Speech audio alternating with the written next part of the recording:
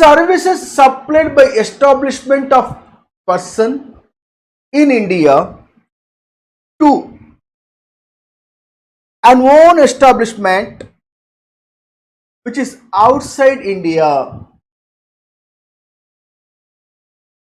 is exempt if place of supply is outside India.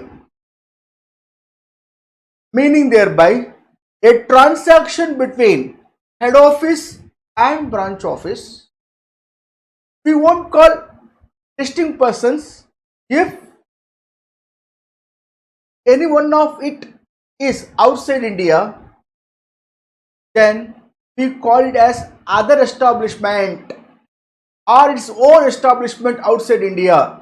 Head office outside India, branch office in India, or the head office in India, branch office outside India, we used to call it as an establishment outside India, but we won't call it distinct persons because they won't have same PAN number. That is the reason. Services supplied by establishment of person in India to own establishment out of India is exempt if place of supply is outside India. Example, if you refer here,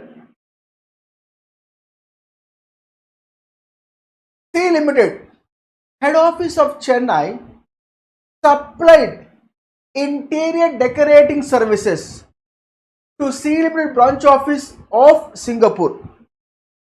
Now my dear friends, you are already aware of that.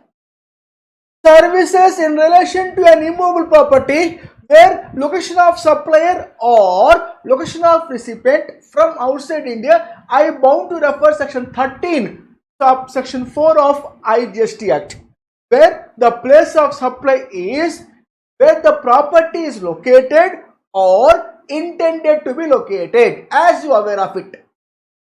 Now, if C Limited head office Chennai supplied interior decorating services to an immovable property only, which is property located at Singapore, C Limited branch office, means it is a person provide these services to his own establishment out of India, outside India. If so, place of supply outside India, location of supplier in India, location of recipient outside India, that transaction is qualified from exemption under the GST, not going to levy the GST, not going to levy the GST. Look here further, recipient is at Singapore who received the services from its head office. Therefore here, place of supply of service Singapore, section 13.4 of IGST speaks this place of supply. Such supply has been provided, in that case it is qualified from exemption. You may ask me a doubt, sir, it is export of services? No, absolutely not. Reason, export of services means section 2 subsection 6 of the IGST, you have to be satisfied. What are they? Location of supplier in India, location of recipient outside India, place of supply should be outside India, payment should be received in the foreign currency or wherever Reserve Bank of India permitted to bring Indian currency, accepted. And the fifth point, very valid point, very much valid vital point, the supplier and recipient should not be a mere establishment outside India. Not be a mere establishment outside India. That means there should not be a head office and branch office transaction.